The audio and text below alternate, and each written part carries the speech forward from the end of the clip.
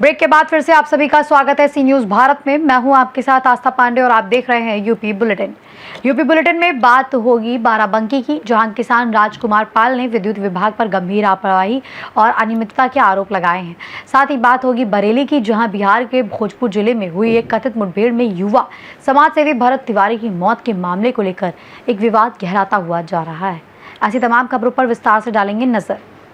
खबर बाराबंकी से है, जहां थाना जैतपुर क्षेत्र के अहमदपुर पुलिस चौकी अंतर्गत नारेगपुरवा ब्लॉक बनी कोडर निवासी किसान राजकुमार पाल ने विद्युत विभाग पर गंभीर लापरवाही और अनियमितता के आरोप लगाए हैं। किसान का कहना है कि उन्होंने ट्यूबवेल कनेक्शन के लिए 1,46,292 रुपए जमा किए थे, लेकिन उन्हें अब तक पूरी सामग्री उपलब्ध नहीं कराई गई है और लगभग 1 महीने से अधिक समय से वो विभाग के चक्कर लगा रहे हैं। उन्होंने ये भी आरोप लगाया कि अतिरिक्त कार्य के लिए 5,000 रुपए की राशि भी ली गई, इसके बावजूद उनका कनेक्शन चालू नहीं हुआ। धान की रोपाई के मौसम में सिंचाई की समस्या से परेशान किसान ने उच्च अधिकारियों से जांच कर शीघ्र समाधान और आवश्यक सामग्री उपलब्ध कराने की मांग की है। तुम्हारा नाम क्या है? राजकुमार। कहाँ के रहने वाले हो? नारेगपुरवा छंदवल। तुम्हारा क्या मामला है? हमारा ट्यूबवेल का कनेक्शन कराया, जिसमें हमने पैसा जमा किया है 1,46,292, जिसकी रसीद हमें वहाँ गोदाम पर मिली है चंदौली पावर हाउस पर 1,11,200 कुछ की। उसके बाद में आपकी क्या समस्या आई? उसके बाद सामान हमें पूरा नहीं मिला, मेरी लाइन जुड़ी नहीं है, अभी बनी नहीं रही, कोई लाइन कंप्लीट नहीं हुई है। हम परेशान हैं, जगह जगह भटक रहे हैं। और कोई समस्या है? और हमारी जब पैसा जमा चक्कर लगाते हैं, कोई सुनता नहीं अधिकारी। और किसी को कोई पैसा वैसा तो नहीं दिया है? और पैसा मैंने जी साहब को नन्हेलाल के द्वारा 5,000 रुपया दिया था। और किसी को भुगतान दिया है? नहीं, और किसी को नहीं। और किसी को नहीं किया है? और कोई प्रॉब्लम है? और कोई पर हमारा कनेक्शन जुड़ जाए तो हमें कोई प्रॉब्लम नहीं है। हम भटक रहे हैं, हमारा धान का विशाल धान की लगोही आ रही है, हम क्या करें, कहाँ कहाँ दौड़े।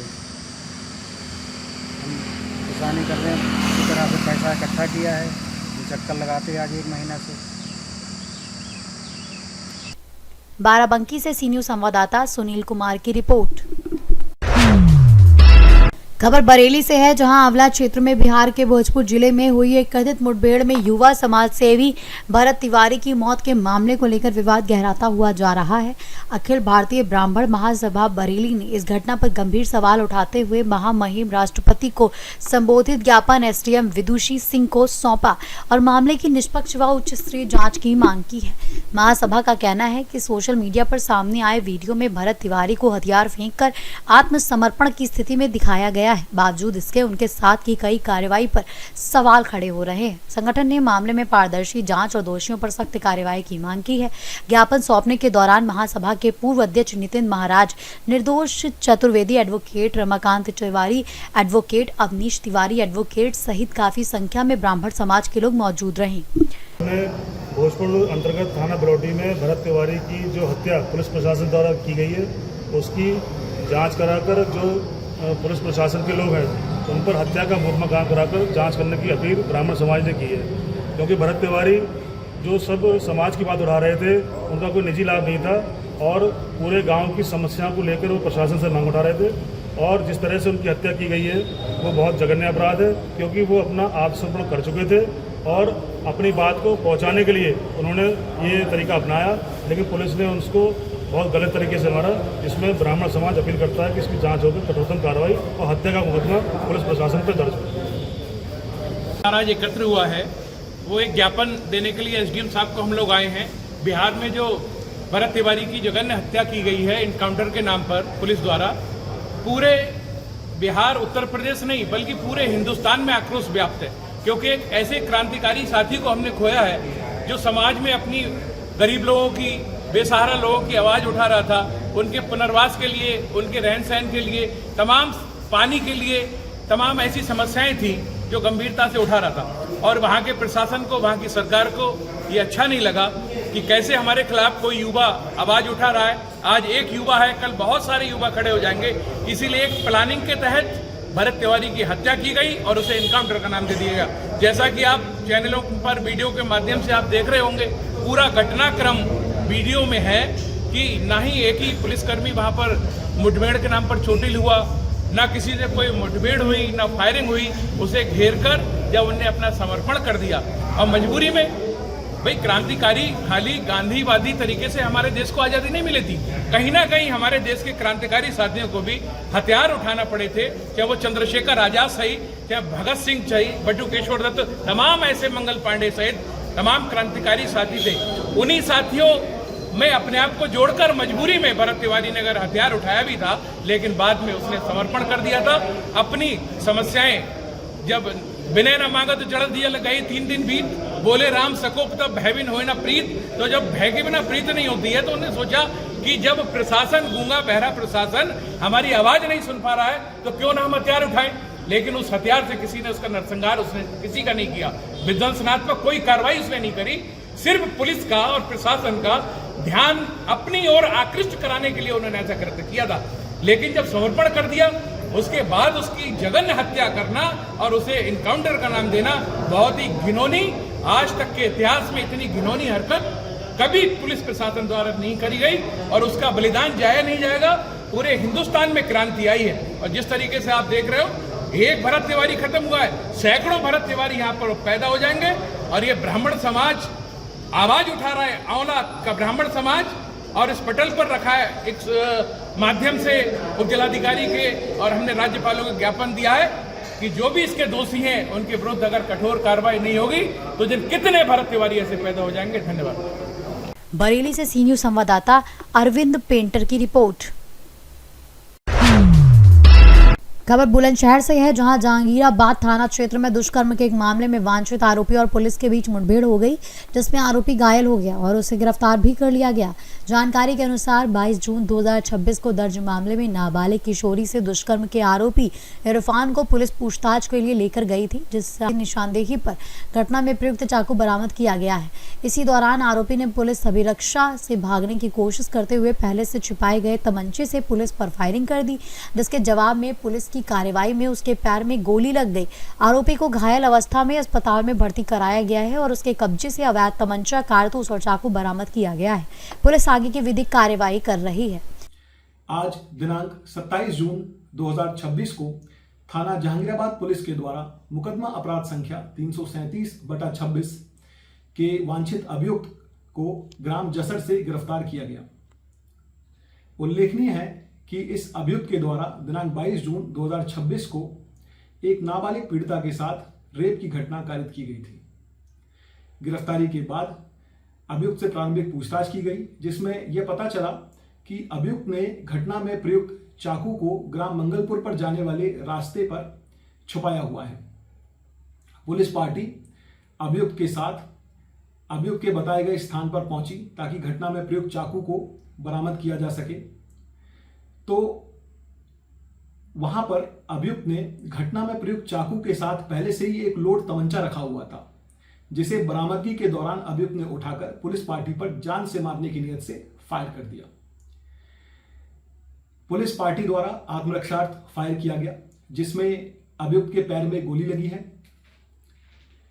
घायल अवस्था में अभियुक्त को उपचार के लिए अस्पताल भेजा गया है तथा घटनास्थल से एक अवैध चाकू, एक तमंचा, 2 जिंदा कारतूस व 1 खोखा कारतूस की बरामदगी की गई है।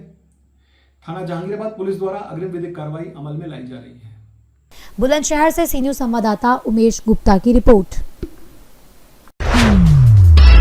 खबर इटावा से है, जहां जनपद के थाना सैफई क्षेत्र के नगला मियां निवासी शालू यादव की शादी वर्ष 2015 में थाना अचलदा क्षेत्र के मानिकपुर निवासी सुधीर से हुई थी। मां के पक्ष का आरोप है कि शादी के कुछ समय बाद से ही दहेज को लेकर शालू के साथ मारपीट और प्रताड़ना की जाने लगी, जिसके चलते कई बार वो मायके भी रही। बाद में दोनों पक्षों के बीच समझौता होने पर वो फिर ससुराल लौट गई। परिजनों के अनुसार 20 जून को ससुराल पक्ष ने शालू के घर से लापता होने की सूचना दी, जिसके बाद काफी तलाश के बावजूद उसका कोई भी सुराग नहीं मिला। वहीं मां के पक्ष ने आशंका जताई है कि दहेज के लिए उसकी हत्या की गई है और पुलिस पर मामले में लापरवाही का आरोप लगाते हुए निष्पक्ष जांच की मांग भी की गई है। क्या नाम है? निशा यादव। ये आपके कौन लगते थे? दीदी लग छोटी बड़ी बड़ी बड़ी। क्या आप जानती हैं, क्या आखिरी बार आपकी कब क्या बात हुई थी? मेरी बात 7 जून को हुई थी। उसके बाद मैंने 13 जून को कॉल किया, कोई रिस्पॉन्स नहीं आया 18 जून तक। फिर मैंने उनके हस्बैंड को कॉल किया 18 जून को। उन्होंने कहा घर पे है, बात कराएंगे, लेकिन मेरी कोई बात नहीं हुई। फिर उन्होंने 20 जून को माई के फ़ोन किया कि वो मिल नहीं रही हैं, पता नहीं कहाँ गई हैं, लेकिन मेरी 18 जून को उन्होंने बात नहीं कराई। और काफ़ी दिनों से वो टॉर्चर भी कर रहे थे। एक बार उसने मारने की कोशिश भी की, छत से उठा के फेंक रहा था, उन्होंने हमें बताया था। आप कहीं रिकॉर्डिंग का जिक्र कर रही थी, क्या रिकॉर्डिंग? रिकॉर्डिंग है, वो प्लॉट मांग रहा है, कह रहा है इसके पास अगर पैसे होंगे तो मेरे घर वाले इज्जत करेंगे, अगर पैसे नहीं है, नहीं देंगे कुछ प्लॉट तो हमारे घर वाले इज्जत नहीं करेंगे उसकी। अच्छा, वो आपकी बहन पे कई आरोप लगा रहे हैं कि वो कहीं चले गए, क्या आप मानते हैं कि आपकी बहन कहीं जा सकते हैं? नहीं, उसने हत्या कर दी है, उसके बाद गायब कर दी डेड बॉडी। उसके बाद यहाँ इन्फॉर्मेशन दी है कि वो है नहीं यहाँ पे, कहीं चली गई नहीं। कौन कौन लोग इसमें शामिल हो सकते हैं? उनके बहनोई, उनके पति और ससुराल वाले ससुर, और उनकी ननद भी है काफ़ी। वो फ़ोन करती थी, उल्टा सीधा बोलती थी। आती थी मायके तो कहती थी इसको घर पे छोड़ाओ। ससुर बोलता था गेहूँ कट जाए तो इसको घर पे छोड़ाओ, दूसरी शादी कर लो। क्या नाम है आपका? हमारा नाम है प्रकाश चंद्र यादव। कहाँ के रहने वाले हैं? नंगला मियाँ। थाना हमारा सिंपई। क्या क्या घटना हुई है आपकी? घटना हुई है, हमारी लड़की मानिकपुर अछंदा डिस्ट्रिक्ट औरैया में ब्याही थी। कब शादी हुई थी? शादी हुई थी 2015 में।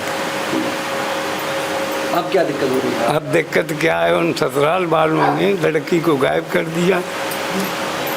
हम थाने गए, गुमशुदा की रिपोर्ट लिखाई ससुराल वालों ने। हम वहाँ ऐसो से कहा ये गुमशुदा नहीं है, हत्या की गई। कितनी तारीख को आपकी बिटिया गायब हुई थी? 15 तारीख से कोई संपर्क नहीं हुआ, 20 को सूचना कब दी। बात हुई थी आप लोगों की? 15 तारीख को हुई थी। क्या कहा था आपकी बिटिया ने? कुछ उस दिन कुछ नहीं कहा था। हमारी बहन से बात की, पहले भी मारते कूटते थे ना।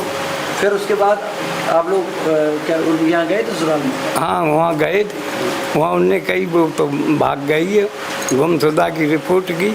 हम कहते रहे ऐसो से अचंदा कि ये गुमशुदा नहीं, हत्या की गई है, आप इंक्वायरी लोग हत्या क्यों करेंगे महाराज जी? कोई ठोस वजह क्या है? ठोस वजह यही थी, हमसे वो वीडियो में है 50 लाख या 20 लाख रुपए मांग रही थी। दहेज मांग रहे थे आप लोग? हाँ, बच्चे नहीं थे, 50 लाख रुपया इसके नाम करो, उसकी वीडियो है हमारे पास। तो अब आप लोगों को क्या लग रहा है कि आपकी बिटिया वो हत्या कर दी गई है? हमें अपनी लड़की चाहिए, जिंदा या मुर्दा। पुलिस प्रशासन क्या कह रहा है? पुलिस प्रशासन बिक चुका है, क्या रहा है। अब आप क्या अपील करना चाहते हैं मुख्यमंत्री जी से? मुख्यमंत्री जी से हमारा यही रिक्वेस्ट है, हमारी लड़की का पता लगे कहाँ है।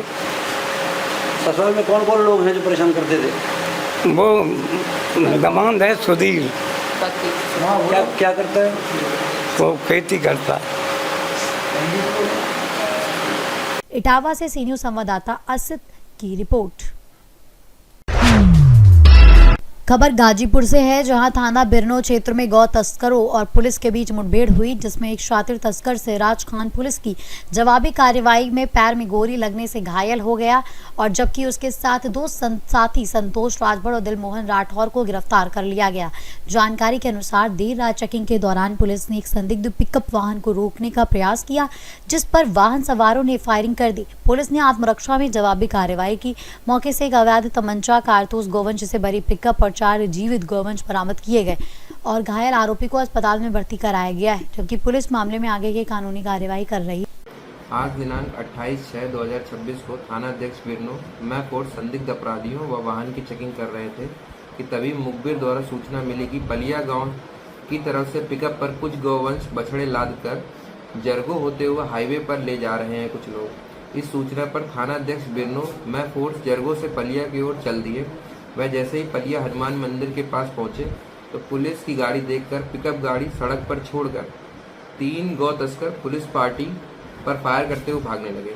जवाबी फायरिंग में पशु तस्कर सिराज पुत्र मंसूर खान निवासी ग्राम नोनहरा थाना नोनहरा के दाहिने पैर में गोली लगी है।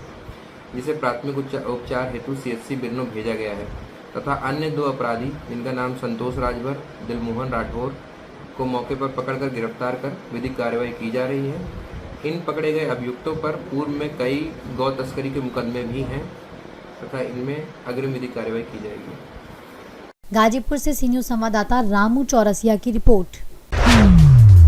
खबर नोएडा से है, जहां बीजेपी नेता नवाब सिंह सागर को क्षेत्रीय अध्यक्ष बनाए जाने के बाद उनके नोएडा सेक्टर 35 स्थित आवास पर जोरदार स्वागत किया गया, जहां सुबह से ही सैकड़ों की संख्या में पार्टी कार्यकर्ता और नेता उन्हें बधाई देने पहुंचे। इस मौके पर गाजियाबाद से ट्रांसपोर्ट एसोसिएशन के अध्यक्ष सुरेंद्र सिंह नागर भी उपस्थित रहे और उन्होंने अपनी भी बात रखी। नवाब सिंह सागर ने कहा कि वो ट्रांसपोर्ट से जुड़ी समस्याओं को समक्ष उठाकर उनका समाधान कराएंगे और किसी को परेशानी भी नहीं होने देंगे।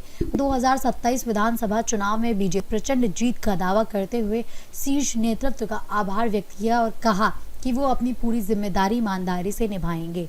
हम सबसे पहले अपने राष्ट्रीय हाईकमान का, प्रदेश हाईकमान का और स्थानीय कार्यकर्ताओं की जो शुभ भावना हमारे प्रति रही है, मैं उसके लिए धन्यवाद ज्ञापित करता हूं और सबको साथ लेकर, सबको साथ जोड़कर पश्चिमी उत्तर प्रदेश में बहुत बेहतर पार्टी को मजबूत करने का काम हम लोग करेंगे। 2027 में हम पश्चिम में रिपोर्ट बनाएंगे। ट्रांसपोर्ट एसोसिएशन के लोग यहाँ पहुंचे थे, जो समस्याएं हैं उनको लेकर आप हाँ, जो भी समस्याएं हैं उनका निस्तारण कराने के लिए पूरा प्रयास किए जाएंगे। मैं सुरेंद्र सिंह नागर, संयुक्त ट्रांसपोर्ट एसोसिएशन उत्तर प्रदेश अध्यक्ष।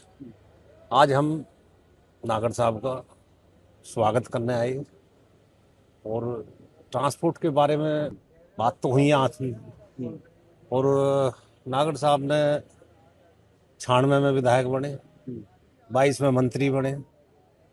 बहुत मेहनती, बहुत सरल स्वभाव के आदमी हैं। इनको ये कामयाबी और पहले मिलनी चाहिए। चलो, जब आया, जब जागे, जब सवेरा। जब ये मंडल अध्यक्ष थे, जब गरीबों को बहुत दुकान दिवाई अथॉरिटी से रड़ के, DND टोल खत्म कराया इन्होंने ही। तो ये तो शुरू से समाज के लिए लड़ते रहे हैं। जंग कहीं भी हो, कहीं चल बुला लो। 2027 में चुनाव होंगे, बढ़िया टक्कर देंगे। इनको जो जिम्मेदारी दी है उससे क्या 101% काम नेता हैं जो पूरा क्षेत्र इनके लिए पलक बिछाए बैठा है। इनके आने से बहुत ज़्यादा उम्मीदें जगी हैं और भगवान इनको ऐसी तरक्की दे, आगे बढ़े, इनको केंद्र में भी जिम्मेवारी मिले और ये ऐसे निरंतर बढ़ते रहें। पूरा समाज, पूरा क्षेत्र, पूरी वो इनके साथ है और ऐसे विधायक और ऐसे क्षेत्रीय अध्यक्ष मिलना, जो एक छोटे से छोटे कार्यकर्ता को आज सम्मान मिलेगा, उनके लिए मैं बहुत बहुत धन्यवाद शीर्ष नेतृत्व करता हूं कि एक ऐसे नेता को, ऐसे कार्यकर्ता को जिम्मेवारी मिली है जो सभी का ध्यान रखेंगे और सभी काम करेंगे। नोएडा से सी न्यूज संवाददाता लखन यादव की रिपोर्ट। फिलहाल के लिए इस बुलेटिन में बस इतना ही। बाकी देश और दुनिया की तमाम बड़ी खबरों के लिए बने रहिए सी न्यूज भारत के साथ।